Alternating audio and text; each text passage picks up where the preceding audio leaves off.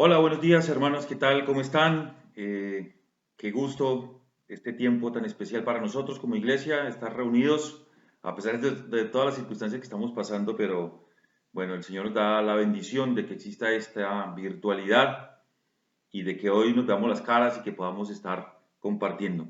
Estamos avanzando ya, cerrando la serie de estudios de este mes sobre el crecimiento espiritual en medio de la crisis. Y hoy nos corresponde tratar lo que significa crecer en el servicio en la iglesia local, creciendo en el servicio en la iglesia local en medio de la crisis, ¿no? Estamos pasando por una situación difícil, la pandemia, se puede crecer en el servicio en la iglesia local en este tiempo. Bueno, vamos a verlo. Entonces, lo que yo hice fue dividir el título en tres partes para ir desarrollando el tema. El tema es creciendo en el servicio en la iglesia local, pero lo hice al revés. O sea, vamos a hablar primero de la iglesia local, ¿no? Después vamos a hablar del servicio y por último de crecer en el servicio en la iglesia local. Ese va a ser el orden que vamos a seguir. Entonces vamos a arrancar hablando de la iglesia local.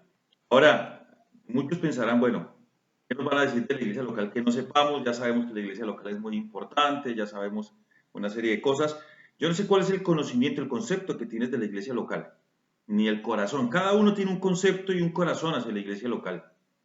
Aquí lo importante es que tanto tu concepto como tu corazón hacia la iglesia local sean bíblicos. ¿Eh? Y por eso yo quiero invitarlos a que consideremos algunos de los aspectos bíblicos de la iglesia local que me llaman muchísimo la atención. Hay mucha enseñanza en cuanto a la iglesia local, pero yo quiero mencionar algunos aspectos importantes, tres, básicamente tres, que me dejan a mí asombrado acerca de lo que Dios piensa de su iglesia, el corazón de Dios hacia su iglesia. ¿Está bien? Observen conmigo, por favor, un pasaje en el Antiguo Testamento, en Job, capítulo 38. Allí hay un relato de lo que fue la creación, Dios como creador. Job 38, versículos 4 al 7, yo voy encontrando y voy leyendo para ganar tiempo. Dice el versículo 4: ¿dónde estabas tú cuando yo fundaba la tierra? Házmelo saber si tienes inteligencia. Le está hablando Dios a Job. ¿Quién ordenó sus medidas si lo sabes? ¿Quién extendió sobre ella cordel? ¿Sobre qué están fundadas sus bases? ¿O quién puso su piedra angular? Cuando alababan todas las estrellas del alba y se regocijaban todos los hijos de Dios. Este versículo 7, bueno, el pasaje nos está hablando, Dios hablando a Job y diciéndole, bueno, ¿dónde estabas tú, Job? ¿O quién fue el que me vio a mí creando lo que creé? Ordenando las cosas que ordené al principio.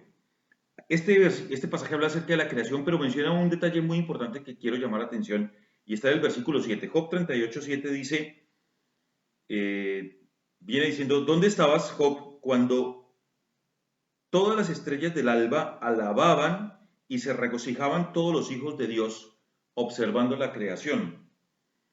Esta referencia a las estrellas del alba y a los hijos de Dios en el libro de Job, en el Antiguo Testamento, se refiere a los ángeles de Dios. Bueno, ¿a qué voy con este comentario? Estoy diciendo que cuando Dios creó todas las cosas en el principio, los ángeles de Dios estaban observando el acto creador de Dios. ¿Sí? Job no, ninguno de nosotros, pero los ángeles estaban presentes allí y la respuesta, la reacción ante la creación de Dios fue regocijarse y alabar el nombre de Dios de parte de los ángeles. Cuando los ángeles observaron la creación de Dios, por supuesto que quedaron maravillados. Ahora pensemos en la creación de Dios, pensemos en la naturaleza, lo perfecta que es, pensemos en el universo, en los cuerpos celestes.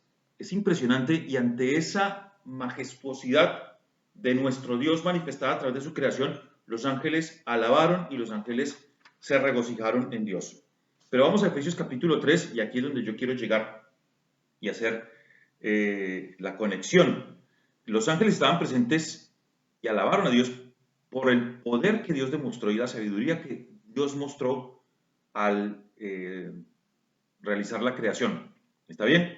El Salmo 19:1 dice que los cielos cuentan la gloria de Dios y el firmamento anuncia la obra de sus manos. Pero en Efesios capítulo 3, y aquí quiero invitarles, y voy hablando mientras que ustedes van buscando Efesios capítulo 3, quiero que lleguemos a este pasaje y que consideremos la manera como también ahora, al contemplar la iglesia, los ángeles tienen una reacción. Ahora, esto es muy importante y se van a dar cuenta conmigo por qué. ¿Está bien? En Efesios capítulo 3 podemos ver al mismo Dios creador. Observen el versículo 9, por favor. Efesios 3:9. Dice así, y de aclarar a todos cuál sea la dispensación del misterio escondido desde los siglos en Dios. Ok, yo no quiero darle muchas vueltas a este pasaje, solamente quiero decirles que Dios quiso aclarar en su momento, en su administración, un misterio que estaba escondido en Dios desde los siglos. Había algo que Dios se había reservado, era un misterio, y lo quiso aclarar, y dice que ese misterio estaba escondido desde los siglos en Dios que creó todas las cosas. Observen que hace mención de Dios como creador. ¿Está bien? Y recuerden que cuando Dios creó, los ángeles contemplaron, alabaron, se regocijaron. Ahora, el mismo Dios creador había también diseñado un misterio que después vino a aclarar. ¿Cuándo? Bueno, Pablo está diciendo, yo fui el encargado de dar a conocer ese misterio que estaba oculto en otros momentos, en otros tiempos. ¿Sí? Y versículo 10 dice así, observen, para que la multiforme, ya se van a dar cuenta a dónde vamos a llegar, para que la multiforme sabiduría de Dios sea ahora, en el principio, el poder, la sabiduría de nuestro Dios fue dada a conocer a los ángeles a través de su acto creativo, la creación de la tierra y del universo. Ahora dice, si observan bien, el versículo 9, los versículos 9 y 10 dice, para que la multiforme sabiduría de Dios, que creó todas las cosas, que hizo el universo, que no hay cuestionamiento acerca del poder y la sabiduría de Dios. Ahora habla de la multiforme sabiduría de Dios. Ahora es dada a conocer a los ángeles por medio de la iglesia. ¡Ja! ¿Saben qué está diciendo este pasaje? Que Dios muestra su multifacética sabiduría a los ángeles, a los mismos ángeles que contemplaron su creación, que se regocijaron y alabaron a Dios al ver la majestuosidad del universo.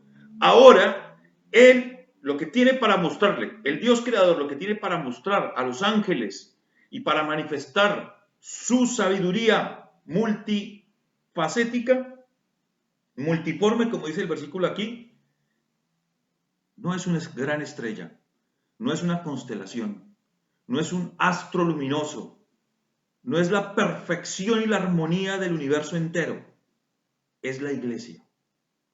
La iglesia. La iglesia en su sencillez. La iglesia conformada por todos los que hemos creído. La iglesia que se reúne en el nombre del Señor Jesucristo. La iglesia que se congrega para alabar el nombre de Dios. Los redimidos en un cuerpo, el cuerpo de Cristo, visible a través de cada iglesia local a lo largo de todo el mundo.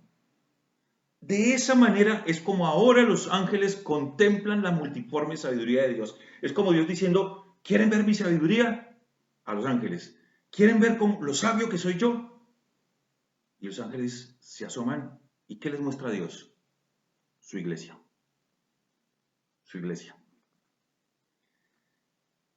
El corazón de Dios hacia su iglesia. El concepto que Dios tiene de iglesia tiene que ser el mismo concepto que vos y yo tengamos del cuerpo de Cristo. Bueno, la iglesia como manifestación, como muestra de la sabiduría de Dios. Pero miremos también la iglesia como la institución establecida por Dios. Una institución establecida, no por hombres, no por un gran maestro, no por una persona, no sé, famosa. El mismo Señor Jesucristo es quien instituyó la iglesia. Quiero decirles algo. Cuando hablo de instituciones, ¿sí? Voy a dar algunos ejemplos de lo que es una institución. Una institución es un organismo que se forma con un propósito específico puede ser un propósito político, puede ser un propósito académico, puede ser un propósito deportivo, bueno, un club, un partido político, una escuela, estas son instituciones. La policía, una ONG, los bomberos, son instituciones. Hay muchas instituciones en la Tierra, pero las dos únicas instituciones creadas, ordenadas y establecidas por Dios se llaman, primero, la familia. Génesis capítulo 2. Y en segundo lugar, la iglesia. La iglesia junto con la familia son las únicas dos instituciones creadas por Dios. Por eso, la iglesia tiene la supremacía, la prioridad en el corazón de Dios, por encima de cualquier otra institución. Efesios capítulo 3, versículos 9 y 10, volvemos a leerlos y nos queda claro que la iglesia es una institución establecida por Dios. Y de aclarar a todos, están en Efesios 3, 9, por favor, vamos ahí, de aclarar a todos, al universo entero, cuál sea la dispensación del misterio escondido desde los siglos en Dios, que creó todas las cosas, para que la multiforme sabiduría de Dios sea ahora dada a conocer por medio de la iglesia a los principados y potestades en los lugares celestiales. Muy bien, mis queridos, lo que estamos leyendo aquí en este pasaje, y si lees todo el capítulo 3 de Efesios, y si lees toda la enseñanza del Nuevo Testamento acerca de la iglesia, y si vamos a Mateo capítulo 18, el versículo 16, nos damos cuenta que la iglesia es una institución establecida por Dios. El Señor Jesucristo dijo que Él edificaría su iglesia, que Él es quien la fundaría y la levantaría. La iglesia como institución establecida por Dios. Hemos visto entonces, hablando acerca de la iglesia local, que la iglesia es una muestra de la multiforme sabiduría de Dios. En segundo lugar, que la iglesia es una institución establecida por Dios. Pero también quiero hablarles de la iglesia como el pueblo con el que Dios se relaciona, el pueblo de Dios. Miren, hay varias figuras que nos describen la relación entre Cristo y la iglesia. Cristo es el Salvador de la iglesia, el Señor de la iglesia, el pastor de la iglesia, la cabeza de la iglesia y el esposo de la iglesia. Estas son las 5 figuras de la relación de Cristo con la iglesia. Salvador, Señor, pastor, cabeza y esposo. Ahora, podríamos hablar de las 5 relaciones asombrosas de Cristo y la iglesia, pero solamente yo quiero que consideremos brevemente una de ellas, la iglesia como la esposa de Cristo. La iglesia como la esposa de Cristo. Quizás la expresión bíblica más sorprendente es, para mí, Cristo amó a la iglesia. Y esa expresión está también aquí en el libro de Efesios, capítulo 5. Y está en el contexto de la presentación de Cristo como el esposo de la iglesia. La iglesia como la esposa de Cristo. ¿Está bien? Observen, por favor, Efesios capítulo 5, versículo 25, maridos, amad a vuestras mujeres así como Cristo amó a la iglesia. Este es un versículo para tenerlo, esta expresión es una expresión para tenerla subrayada en nuestras Biblias. Cristo amó a la iglesia. Al pensar en la iglesia como la esposa de Cristo debemos pensar en la palabra amor. Amor. Cristo ama a la iglesia y creo que una de las cosas más inteligentes que podemos hacer es amar lo que Cristo ama. Amar a su iglesia imperfecta, porque la iglesia es imperfecta pero es amada, amada incondicionalmente por su esposo. No cometas el error de menospreciar a la iglesia de Cristo. No cometas el error de hablar mal de la esposa de Cristo. Aquí hay hombres casados y creo que a ninguno de nosotros nos gusta que nos hablen mal de nuestra esposa. No admitimos que nos hablen mal de ella. Bueno, quiero decirte una cosa. A Cristo no le gusta que le hablemos mal de su iglesia. Él sabe perfectamente nuestros errores. Quiero decirles otra cosa más. La Iglesia Cristiana Evangélica La Paz es una iglesia imperfecta. ¿Lo sabían? Sí, yo sé que sí. Yo sé que todos nos hemos dado cuenta. Nuestra iglesia no es perfecta, hermanos. No es perfecta. Tenemos muchísimas cosas que por la gracia de Dios son buenas. Tenemos la bendición del Señor en muchos sentidos, eh, pero tenemos también muchísimos defectos y muchísimas áreas en las que tenemos que trabajar, mejorar, cambiar, replantear, sin duda, sin duda. Somos una iglesia imperfecta, pero también quiero decirte algo, somos una iglesia amada, amada por Cristo, amada por Cristo. Y nosotros debemos amar lo que Él ama. Debes amar a la iglesia de Cristo, a pesar de lo que es. Debes amar a la iglesia de Cristo. Y ahí entramos entonces en el segundo punto de nuestro estudio en esta mañana. El tema es creciendo en el servicio en la iglesia local. Y arrancamos hablando de la iglesia local y ahora vamos a hablar acerca de servir en la iglesia local. Pero quiero decirte que el servicio en la iglesia local tiene que ser motivado por un elemento, amor, amor. Cristo amó a la iglesia y se entregó por ella. Y lo que Él espera es que ames su iglesia y que te entregues también por la iglesia local. El servicio en la iglesia local es un servicio de amor. La voluntad de Dios es que todo creyente, escúchenme bien, lo voy a decir, todo creyente, llámese como se llame, sea quien sea, se dedique a lo que se dedique, todo creyente debe ser parte activa de una iglesia local y llevar fruto en esa iglesia. De hecho, quiero decirles que fuimos salvos para servir en la iglesia local. En 1 Tesalonicenses capítulo 1, el apóstol le está diciendo a los creyentes en Tesalónica que ellos se convirtieron de los ídolos al Dios vivo para servirle, para servir al Dios vivo y para esperar de los cielos a su Hijo. Si esa no es tu realidad, algo está fallando. No estás cumpliendo con la voluntad del Señor. Ahora, la gran pregunta cuando me hablan acerca de servir en la iglesia local es cómo servir en la iglesia local. Está bien, me dices que sirva en la iglesia local, que Dios quiere que yo sirva en la iglesia local, que hay que hacerlo, pero la pregunta es cómo. Bueno, para ver cómo, vamos a hacer una aclaración y vamos a hacer también una condición. Vamos a hablar de una condición, mejor dicho. Entonces, hacemos la aclaración y después hablamos de la condición. La primera es hacer una aclaración. Y te voy a explicar algo. La aclaración es la siguiente. Cuando hablamos de ministerio, estamos hablando de servicio.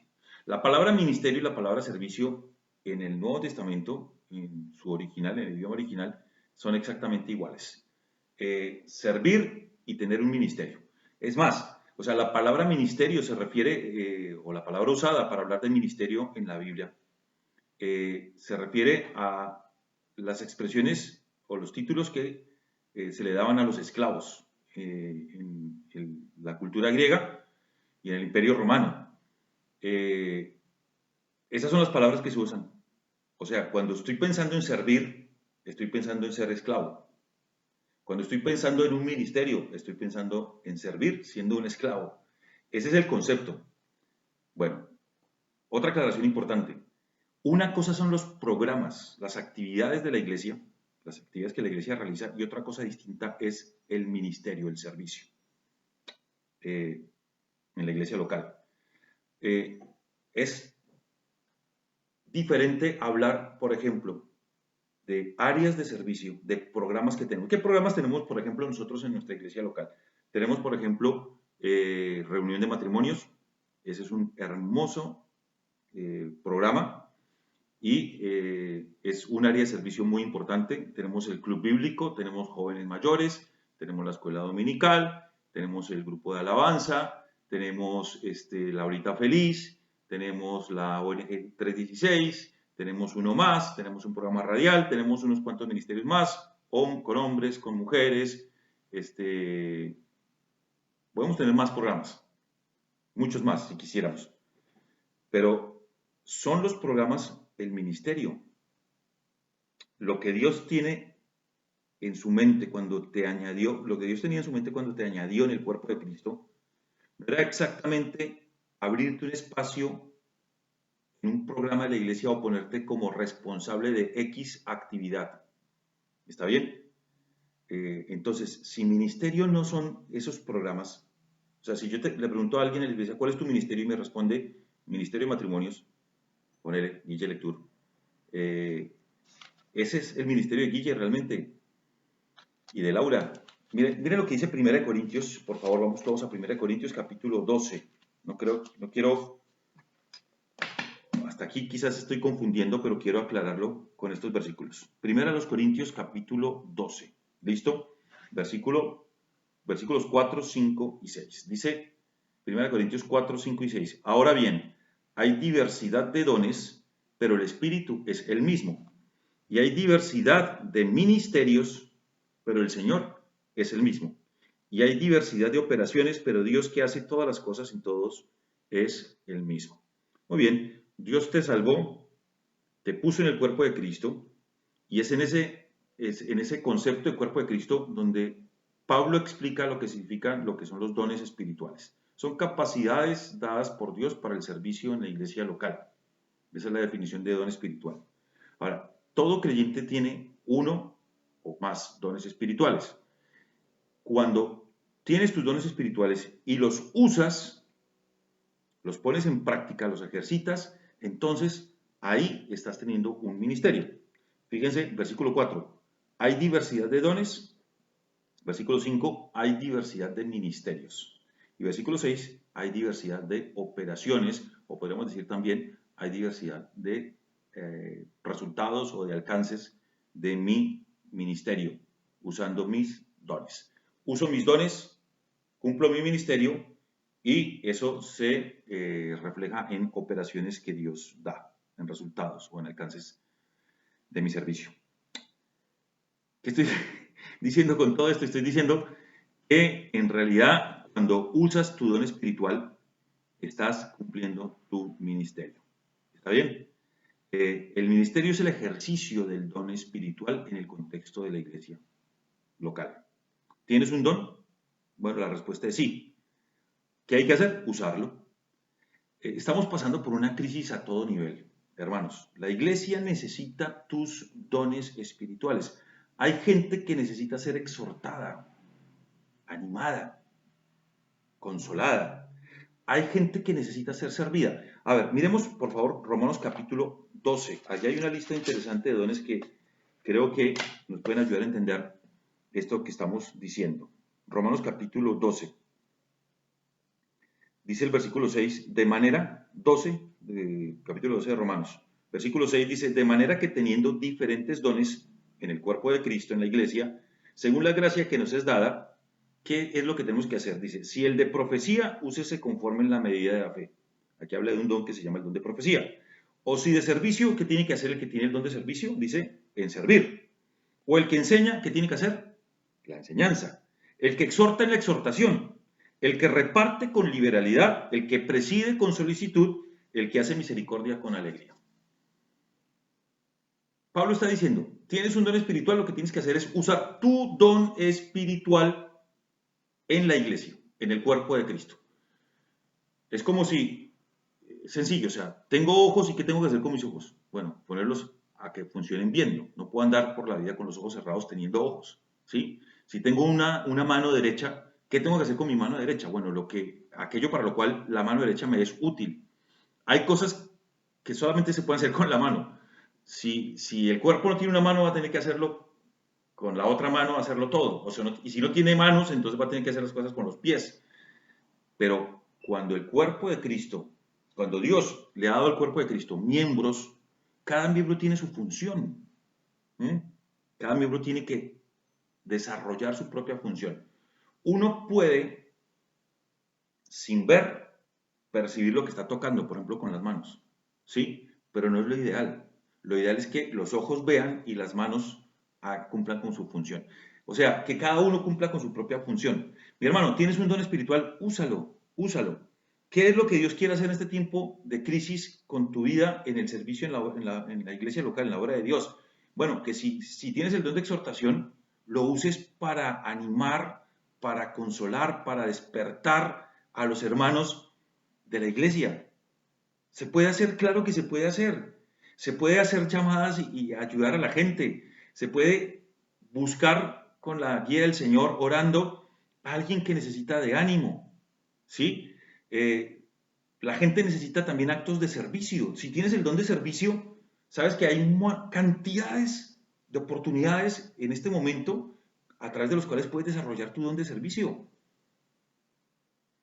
Hay gente que está necesitando misericordia. Otros están hambrientos de buena enseñanza, de una buena reflexión bíblica. ¿Tienes el don de enseñanza? ¿Lo puedes usar? Sí. ¿Necesitas que te pongamos de líder de un programa? No. ¿Necesitas que te demos una responsabilidad determinada dentro de las áreas de servicio? No. No. En este momento más que nunca hay que ponernos a servir al Señor ejerciendo nuestros dones espirituales. Así te lo digo. Mira, te voy a contar una cosa. Tengo un gran amigo en Colombia que me llamó hace unos días. Y este hermano, que es muy maduro espiritualmente, que ha sido una bendición para mi vida, es un amigo de corazón. Me contó que él siendo comerciante, el rubro que él maneja es de proveer para restaurantes.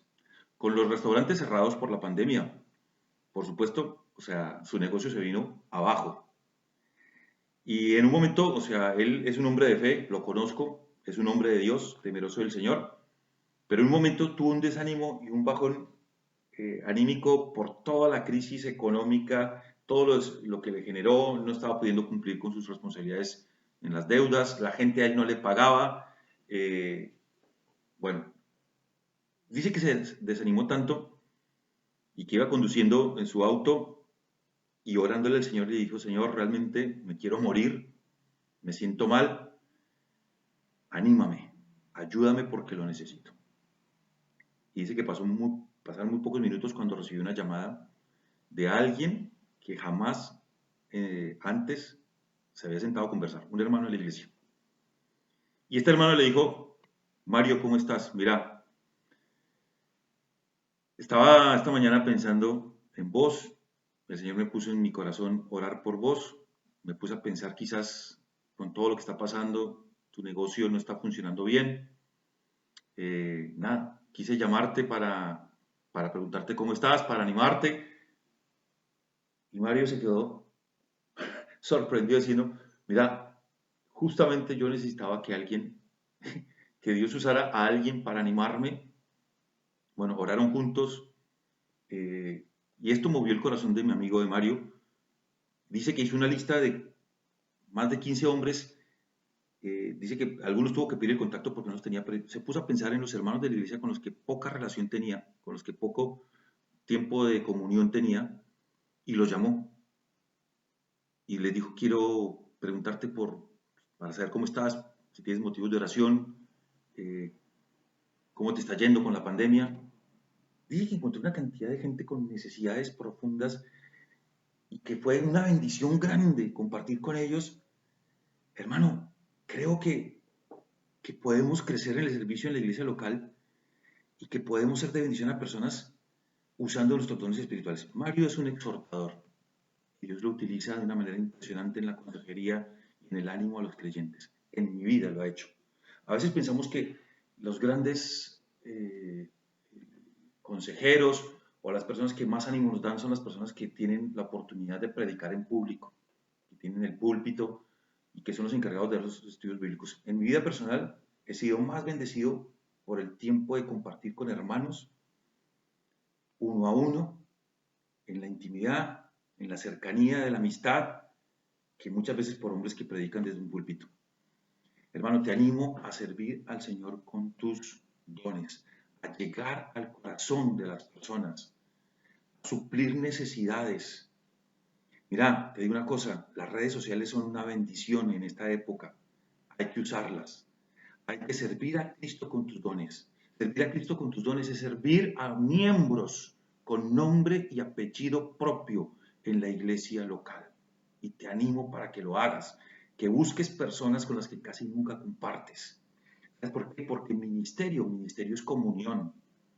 Ministerio es tiempo, es corazón, es entrega. No te limites solamente con las personas que siempre con las que tienes amistad. una de las cosas que más daño le ha hecho a nuestra iglesia local, Iglesia Cristiana Evangélica La Paz, es que mantenemos, fortalecemos relaciones con las mismas personas siempre y no nos abrimos a tener comunión con otros. Lo han sentido personas que vienen a visitarnos. En este momento no tenemos visitas, en este momento no tenemos reuniones y no llega gente nueva. Pero cuando venía la gente, no una ni dos, muchas personas expresaban que no se sentían bien recibidas. Hermano, Dios quiere que le sirvamos, pero servir a Cristo es servir a personas. Servir a Cristo es buscar a gente con la que jamás he hablado. Y este es el tiempo de hacerlo. Aprovechémoslo, aprovechémoslo. Bueno, les hablé de esa aclaración. Una cosa son los programas, otra cosa es el ministerio. Pero también quiero decirles que hay una condición para servir al Señor. Gálatas 5:13 dice que debemos servirnos por amor los unos a los otros. Servirnos por amor. La condición es servir por amor. Ahora, servir por amor va más allá que sentirnos alegres de lo que estamos haciendo o cómodos con lo que estamos haciendo.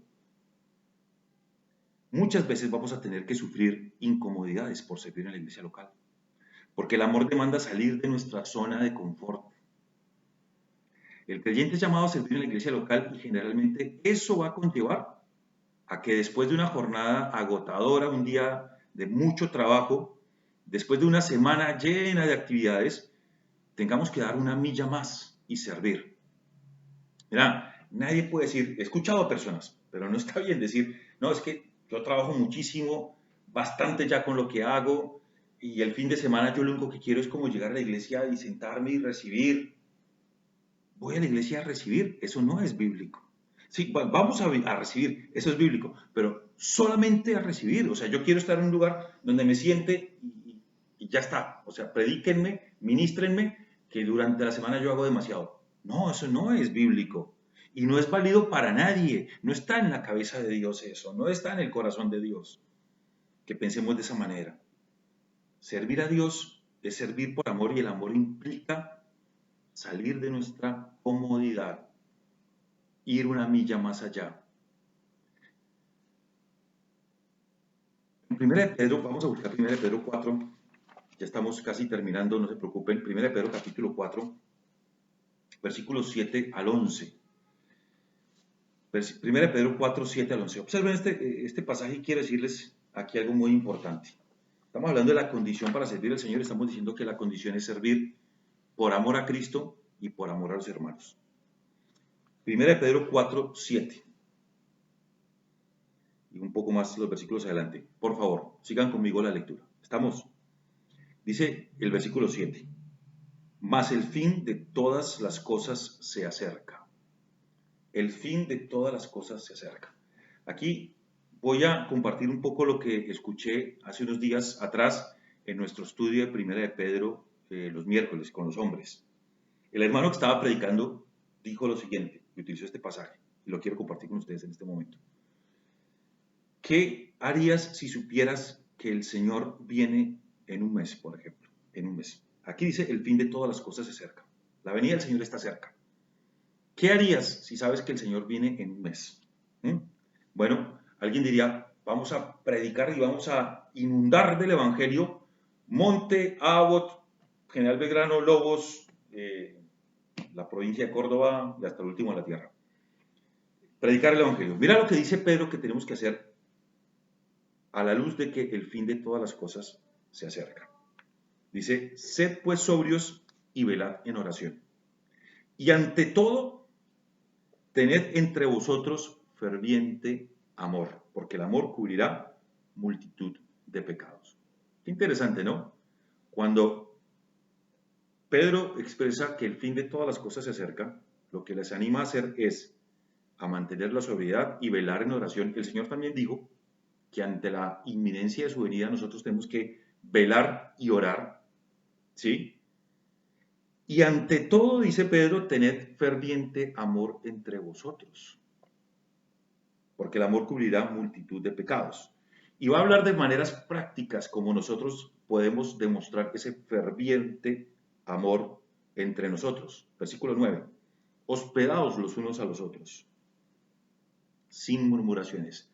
Eso está, ahí lo que está diciendo es, hermanos de la iglesia, abran la puerta de su casa, abran su corazón a las personas, compartan con los demás, hablen, comuníquense, oren, pregunten, ministren, sirvan, utilicen sus dones. Cada uno, versículo 10, cada uno según el don que ha recibido, ministrelo a los otros como buenos administradores de la multiforme gracia de Dios. ¿Qué tenemos que hacer cuando nos damos cuenta que el fin de todas las cosas se acerca?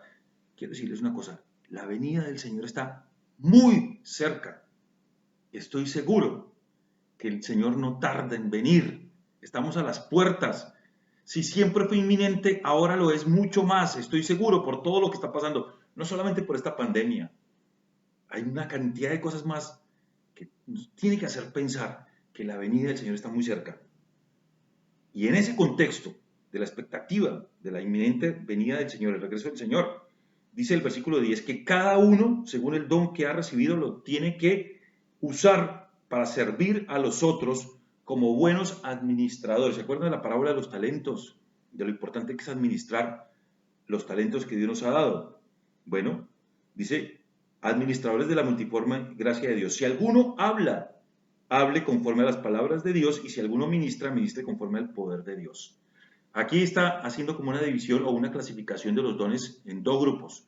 Dones de hablar y dones de servir, de ministrar. ¿Sí? Entonces, ¿cuáles serían los dones de hablar? Para mí son, por ejemplo, el don de enseñanza, el don de exhortación. ¿Y cuáles serían los dones de ministrar? Bueno, el don de misericordia, el don de servicio, el don de dar, el don de presidir. Hermanos queridos, sea cual sea tu don, es tiempo de usarlo en el contexto de la iglesia local, porque la venida del Señor está cerca. La venida del Señor está cerca.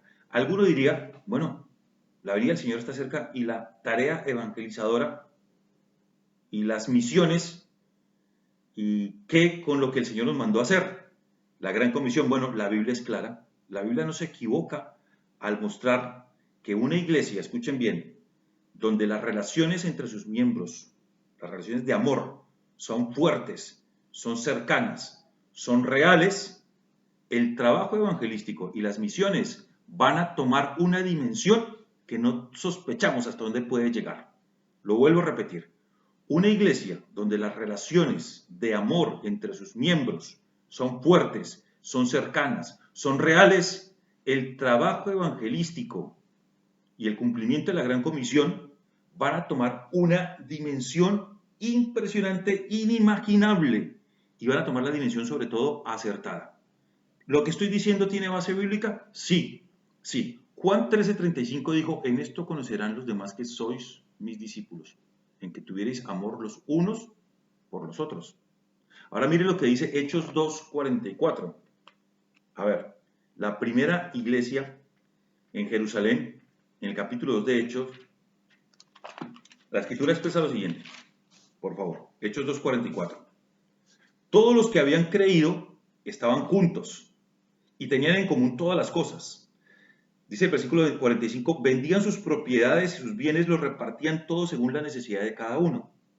46, y perseverando unánimes cada día en el templo y partiendo el pan en las casas, comían juntos con alegría y sencillez de corazón, alabando a Dios y teniendo favor con todo el pueblo.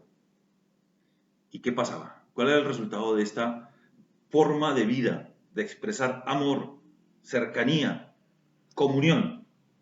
Mira cómo cierra el pasaje. El Señor añadía cada día a la iglesia los que habían de ser salvos. Mis queridos, ¿Dios quiere que seamos una iglesia evangelizadora? Sí. ¿Dios quiere que mostremos favor para con la gente del pueblo? Sí. Pero Dios quiere para la iglesia cristiana evangélica La Paz, sin duda, estoy convencido de esto, que nos convenzamos de que es importante fortalecer el amor, la comunión, la cercanía los unos con los otros. Fíjense que, o sea, cómo habla aquí de las alegría con que partían el pan en las casas. O sea, yo me imagino a la iglesia primitiva juntándose para comer y matándose de la risa, porque eso es comer con alegría y sencillez de corazón. ¿Es eso importante? Sí, sí que es importante. Es importante que nos sirvamos los unos a los otros, que mostremos compasión, misericordia, que nos sirvamos, que nos ayudemos, que nos busquemos, que nos animemos, que nos acerquemos, que fortalezcamos el amor entre nosotros. Lo dijo el Señor, lo dijo Pablo, lo dijo Pedro, lo dijo Juan, lo dice el Nuevo Testamento, lo dice la palabra del Señor para nuestras vidas, para la iglesia local. Hermanos, es importante. Y entonces el Señor va a bendecir, de manera que no vamos a imaginarnos la obra evangelística y el cumplimiento de la gran comunión, de la gran comisión. Muy bien, hemos visto la iglesia local, hemos visto servicio en la iglesia local y ahora vamos a cerrar mencionando el tercer aspecto, que es el crecimiento en el servicio en la iglesia local. Y para esto solamente voy a mencionar un versículo. 1 Corintios capítulo 15, versículo 58. 1 Corintios 15, 58. Dice, así que hermanos míos, amados, cómo es importante el tema del amor, ¿no? Estad firmes y constantes, creciendo en la obra del Señor siempre, sabiendo que vuestro trabajo en el Señor no es en vano. Creciendo en la obra del Señor siempre. Dios nos manda a crecer en el servicio de la iglesia. Estamos en pandemia, en crisis. ¿Es esto una excusa para no crecer en el servicio en la iglesia local? No. Aquí dice creciendo en la obra del Señor siempre. No dice siempre desde que, bueno, no haya una crisis sanitaria, desde que no haya crisis económica, desde que no haya pandemia. Estos tiempos Dios nos ha mostrado y nos ha dejado claro que su poder va más allá de lo que nosotros podamos imaginar y que Él se lleva toda la gloria en la iglesia, porque Él abre puertas y nos da oportunidades que si no estuviéramos en pandemia no se estarían dando las cosas como se están dando. Dios es sorprendente. Nadie puede decir que este es un tiempo en el que no se puede crecer en el servicio en la iglesia local. Estás creciendo en el servicio de tu iglesia. No hay excusas, no hay excusas. Es la voluntad de Dios. Y te animo a que ores y le pidas a Dios por sabiduría, por oportunidades, por entender mejor estas cosas, porque te abra puertas para que puedas crecer en el servicio al Señor en su iglesia local. Que Dios te bendiga, hermano querido, hermana querida. Un abrazo grande para todos. Bendiciones.